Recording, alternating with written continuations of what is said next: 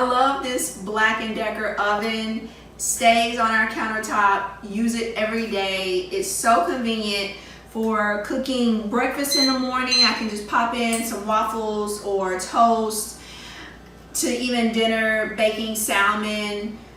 It's just such a versatile oven, and it doesn't heat up the entire house. So I will say though, you have to be really careful with this oven because the entire exterior gets warm. Even hovering my hand over the top, it's warm, but it heats up super fast. So my larger oven takes quite a while to preheat. This one, not the case. 2 minutes, it's ready to go. So here's just a glass container just to show you just the size of the oven.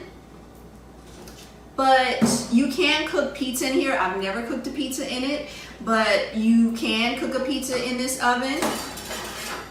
So it should be the perfect size for the pizza. And it also has a tray, so you can easily clean the bottom because things like to fall down into the bottom.